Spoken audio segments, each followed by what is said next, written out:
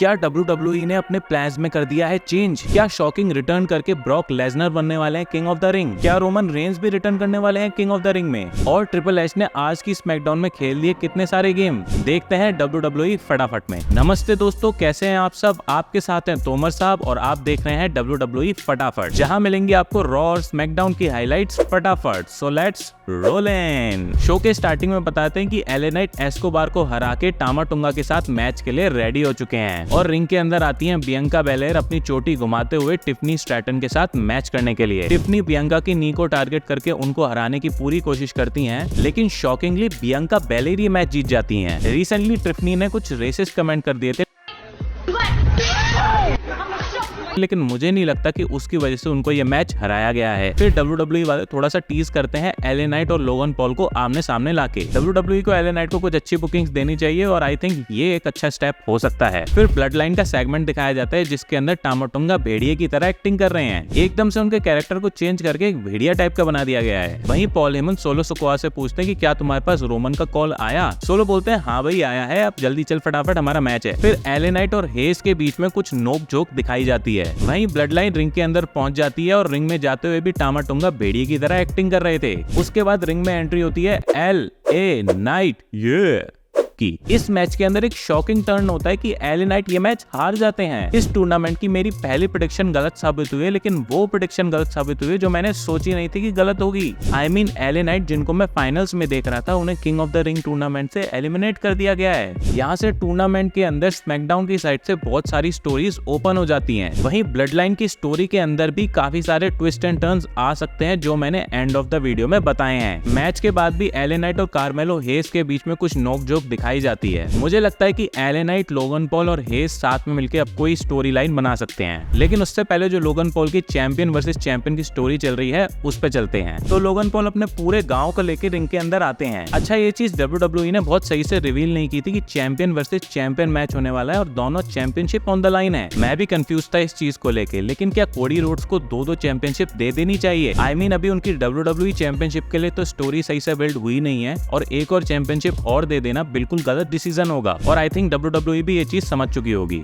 यहाँ पे एक फनी चीज तब होती है जब कोडी रोड्स की एंट्री पे लोगन पॉल खड़े होते हैं। मुझे लगता है यहाँ पे लोगन पॉल भूल गए कि वो एक हील कैरेक्टर हैं और उनको खड़ा नहीं होना था। जैसे ही वो ये चीज रियलाइज करते हैं वो फटाफट से बैठ जाते हैं। फिर कोडी रोड्स बोलते हैं कि 32 साल पहले यहाँ पे क्या हुआ था तुमको पता है? 32 साल पहले इसी रिंग के अंदर वॉर गेम्स हुआ था। लेकिन ये चीज मुझे पता है और इन फैंस को इसलिए पता है क्योंकि हम रेसलिंग के बहुत बड़े फैंस हैं, और तुम्हें ये सब इसलिए नहीं पता क्योंकि तुम WWE के फैन नहीं हो, बस यहाँ पे वायरल होने को आए हो। मगर अब वक्त है तुम्हारे ट्रेन से उतरने का और मेरा ग्रैंड स्लैम चैंपियन बनने का।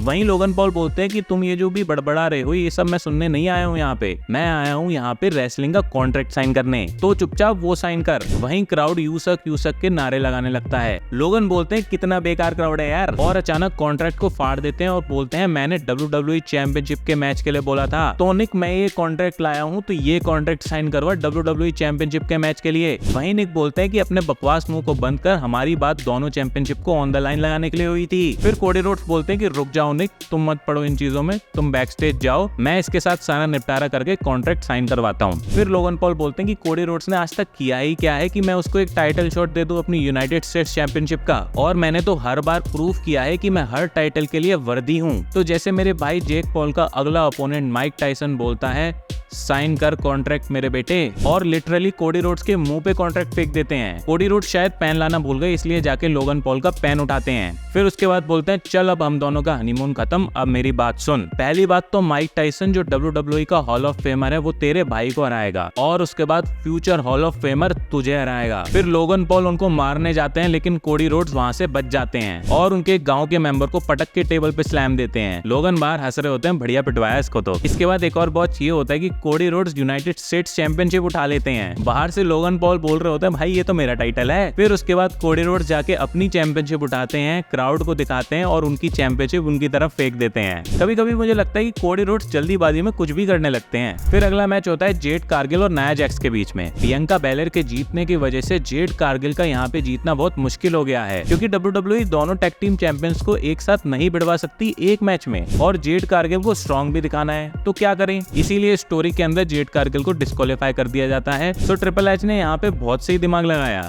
आपको कौन लगता है queen of the ring tournament के फाइनल्स में जा सकते हैं? कमेंट बॉक्स में बताएं। फिर DIY का टैग टीम मैच होता है जिसको जीत के वो एक नई टैग टीम चैंपियनशिप के लिए राइवलरी स्टार्ट कर रहे हैं। मुझे लगता है कि अभी टैग टीम चैंपियनशिप के ऊपर WWE इतना फोकस नहीं कर रही है, अभी टाइम पास के लिए किसी को भी बढ़ा देगी। फिर AJ स्टाइल्स से पूछा जाता है हाँ भाई अब क्या? AJ बताते हैं कि हाँ भाई मैं चैंपियनशिप शॉट जो मेरे को मिला था मैं उसको भी हार गया, king of the ring tournament के अंदर भी हार गया। अब मैं WWE के अंदर क्या करने वाला हूँ मुझे ही नहीं पता। अब मैं जाके स्मैकडाउन के मैनेजर से बात करूंगा इस बारे में। लेकिन मुझे लगता है कि उनके आखिरी के 1-2 साल बचे हुए हैं और वो खुद भी ये चीज मानते हैं, तो उनको 1-2 बार अच्छा चैंपियन बना के एक अच्छी रिटायरमेंट दे देनी चाहिए। और वहीं रैंडी ऑर्टन और हेज के मैच की भी शुरुआत हो जाती है। हेज ने जिस तरीके से बैरन कॉर्बिन को टपली लगाई थी वैसे ही वो रैंडी ऑर्टन को भी टपली लगा देते हैं। लेकिन वो ये भूल गए कि बैरन कॉर्बिन और रैंडी ऑर्टन में उतना ही फर्क है जितना चांद और सूरज में। फिर उसके बाद रैंडी ऑर्टन उनको बढ़िया धो देते हैं। अब जैसे कि LA नाइट हार चुके हैं तो यहाँ पे रैंडी ऑर्टन को जिताया ही जाना था, क्योंकि अब उनका मैच टामा टुंगा के साथ में होगा। मैच के एंड में एक बढ़िया सा RQ दिखा के रैंडी ऑर्टन मैच जीत जाते हैं। तभी ब्लड लाइन वहां पे आ जाती है, लेकिन रैंडी ऑर्टन कहते हैं रुको रुको, तुम क्या सोच रहे हो? तुम अभी आगे यहाँ पे इंटरफेयर करके मेरे को पीट दोगे? तुम ये मत भूलो कि मैं 14 टाइम वर्ल्ड चैंपियन रहा हूँ और अगला किंग ऑफ द रिंग बनने वाला हूँ। और मेरे पास 3 वर्ड है तुम्हारे लिए, RKO।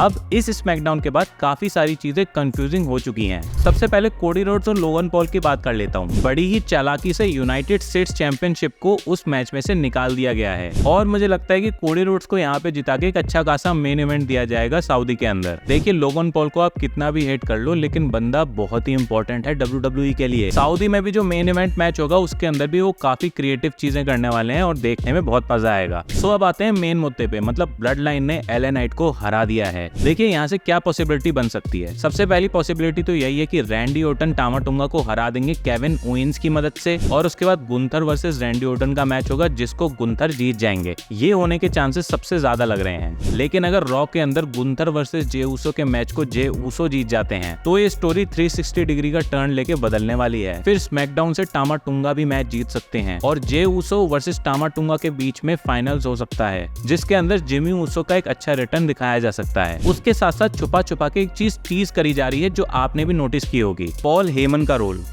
पॉल हेमन भी एक बहुत बड़ा गेम यहाँ से खेल सकते हैं। सबसे पहली चीज जो हो सकती है वो हो सकता है रोमन रेंस का रिटर्न।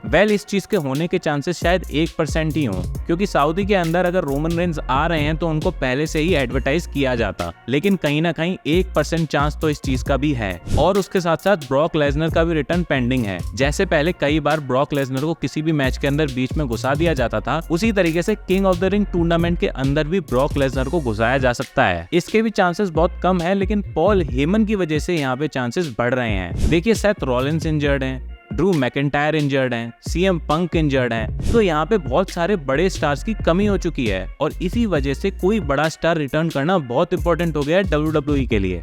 अब इन सब चीजों के राज नेक्स्ट रॉ पे ही खुलेंगे। तो अब आपको मैं मिलता हूँ नेक्स्ट ट्यूसडे को, तब तक के लिए सायोनारा।